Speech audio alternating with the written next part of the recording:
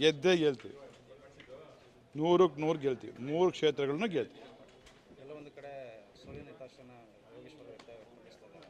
ಯಾರು ಸುಮ್ಮನೆ ಸರಿ ಕಣೆ, ಚುನಾವಣೆ ಮಾಡುವಾಗ ಒಂದಷ್ಟು ಅವರ ಅನುಭವಗಳ ಮಾತು ಹಿಂಗೆ ಇಷ್ಟು ಥರದ್ದು ಉಪಚುನಾವಣೆಗಳಲ್ಲಿ ಸಂದರ್ಭದಲ್ಲಿ ಆಗ್ತಕ್ಕಂಥದ್ದು ಸಹಜವಾಗಿ ಆಗ್ತದೆ. ಅವ್ರ ಎಕ್ಸ್ಪೀರಿಯೆನ್ಸ್ ಇದ್ದಾರೆ, ಅವ್ರನ್ನ ಜನ ಇಷ್ಟಪಟ್ಟವ್ರೆ, ಜನ ಅವ್ರಿಗೆ ಮತ ಹಾಕಿದ್ದಾರೆ. ಡೆಫಿನೆಟಾಗಿ ಗೆದ್ದೇ ಗೆಲ್ತಾರೆ. ಬಿ ಜೆ ಪಿಯವರು ಜೆ ಡಿ ಎಸ್ನವರೇ ಹೇಳ್ತಾರಪ್ಪ, ನಾವು ಕಾಂಗ್ರೆಸ್ನವ್ರು ಹೇಳ್ತಾ ಇಲ್ಲ. ಬಿ ಜೆ ಪಿಯವರು ಜೆ ಡಿ ಎಸ್ನವರು ಉಪಚುನಾವಣೆ ಆದಮೇಲೆ ಸರ್ಕಾರ ಬಿದ್ದೋಯ್ತದೆ ಅಂತ ಹೇಳ್ತಾ ಇರೋರು ಜೆ ಡಿ ಎಸ್ನವರು ಮತ್ತು ಬಿ ಜೆ ಪಿಯವರು. ಒಬ್ರಿಗೆ ಸರ್ಕಾರ ಬೀಳ್ಸೋ ಅಭ್ಯಾಸ ಅದೇ, ಒಬ್ರಿಗೆ ಸರ್ಕಾರ ಬೀಳ್ಸೋಕ್ಕೆ ಪ್ರಯತ್ನ ಮಾಡೋ ಅಭ್ಯಾಸ ಅದೇ. ಅವರಿಬ್ಬರನ್ನ ಕೇಳಬೇಕು. ನನಗಂತೂ ಕೊಟ್ಟಿಲ್ಲ. ನಮ್ಮ ಶಾಸಕರನ್ನ ಒಬ್ಬರು ಯಾರೂ ಕೊಂಡ್ಕೊಳ್ಳೋಕ್ಕಾಗಲ್ಲ. ಇದ್ರ ಬಗ್ಗೆ ರವಿಯವರು ಕೂಡ ಒಂದು ಆರೋಪ ಮಾಡಿದ್ರು. ಕೊಂಡ್ಕೊಳ್ಳೋಕ್ಕಾಯ್ತಾ?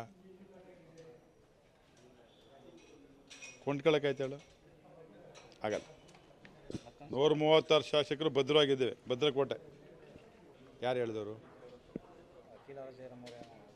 ಅವ್ರು ಹೇಳಿದಾರ? ಅವ್ರು ಹೇಳಿದಾರ?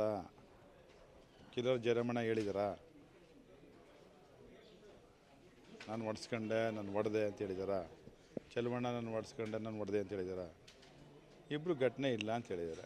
ಮತ್ತು ಅಪ್ರಸ್ತುತ ಈಗ JDS ಶಾಸಕ ಸುರೇಶ್ ಗೌಡರು ಕೂಡ ಒಂದು ಸಚಿವರಿಗೆ ರಕ್ಷಣೆ ಇಲ್ಲ, ಈ ರೀತಿ ನಡೆದಿದೆ, ಕ್ರಮ ಕೈಗೊಳ್ಳಬೇಕು ಅನ್ನೋ ಆಗ್ರಹವನ್ನು ಕೂಡ ವ್ಯಕ್ತಪಡಿಸಿದ್ದಾರೆ. ತುಂಬ ಥ್ಯಾಂಕ್ಸ್